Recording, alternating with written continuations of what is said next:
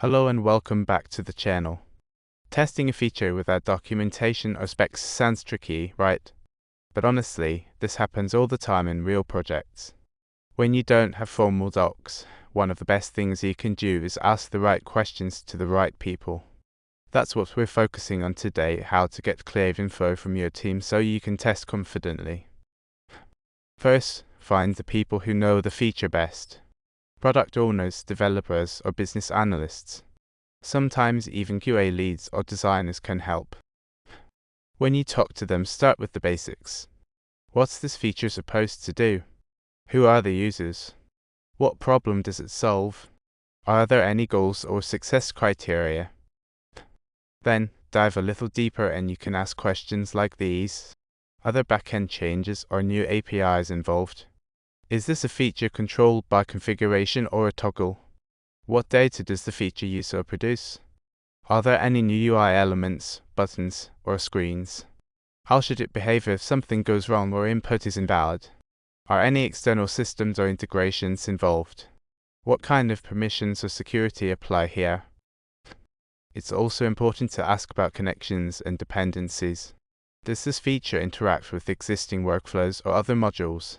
What if a part of the app that this feature depends on stops working or has issues? Does this feature work alongside older features or replace them? How might it affect the overall app performance or user experience? Now, ask about edge cases and negative scenarios. What are the mandatory inputs or parameters users must provide for the feature to work?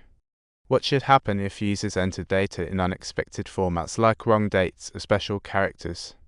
Are there any special business rules or exceptions that change how inputs are handled? Is there a limit on how many times a user can perform an action or how fast?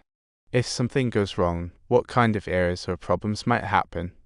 Is there a way to undo actions, recover from failures, or roll back changes if needed?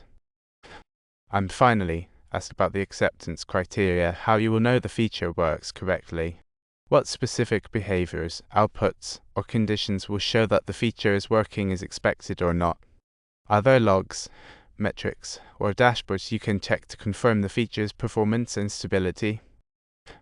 By asking these questions, you build a clear picture of the feature even without official docs.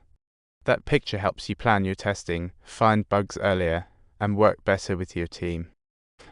Thanks for watching. If you found this helpful, please like, subscribe, and share your experience. What's the toughest undocumented feature you've ever tested? See you next time.